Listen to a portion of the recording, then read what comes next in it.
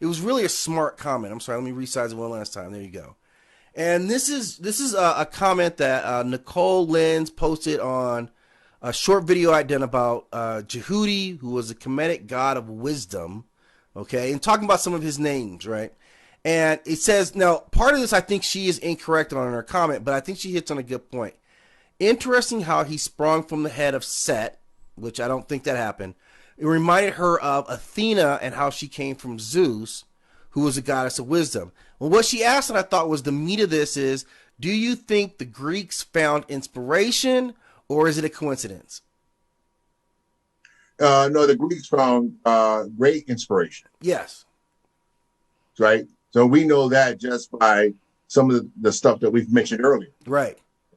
So if you have, right, some of our netures, mm-hmm. and you change them into something else, right? So we talked about the great Jehudi. The great Jehudi, yes. Yeah, it turned him into Hermes Trismegistus. Right. So that's an example. So a lot of African things, right, is an inspiration. Right. Okay. I talked to someone earlier about Mount Olympus. Okay. Okay. That's also a great inspiration. What is that? What is it inspired by? It's inspired by, African, because remember the first Olympus is actually in Africa. Right. Olympus in Greece that we know of as far as ancient Crete is concerned is the second place. That's not the first place. Okay. So how do we know, right? How do we know that? Because all of the Titans and the Olympians, mm-hmm. right, are renamed and they go to Greece. Okay. Right. So you have first names and then you have second ones. Right. Right. So a lot of people are not familiar with that, but we'll get a story on that too, so that's clear. Yeah. Okay, but the first one is in Africa. Okay? Yeah. And the second one is on Crete because, of course, migrating to that from Africa is where people would go. Right. And of course, we know the Cretans, right? Mm-hmm. A lot of these places where people know of today would be clearly that. Yeah. Okay. Yeah. So yeah. Yeah. Well, it's interesting because you and I have had some discussions about it, and that's why Memnon becomes such an important figure, because if you start, and this is sometimes we get foundational information that will branch other conversations off of. Memnon is one of those, because we know he was this king of Ethiopia, but we also know what his parentage is up to the Titans themselves.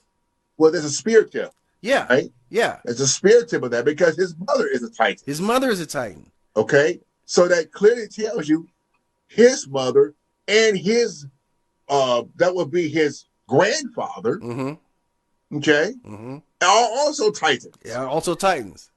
Okay. Yeah. But okay, so what is that telling you? That's telling you there's a lineage. There's a lineage there. So if we look at here we go again. Yeah, we look at him, we establish a lot about that lineage there, which is why that figure becomes so important. Yes. Okay. And Memnon is Black African. Memnon is Black African. Okay, thank you. Right. Yeah. So that's the Titans would establish that line there. That's why it's an important. And then when you start to think about, dates and times when they're talking about various empires, these things start to become more significant. These conversation about who was king during this period of time in this area start to become more important conversations, because from that you can then branch out to other topics. Because I've got a foothold here. I've got a starting point here.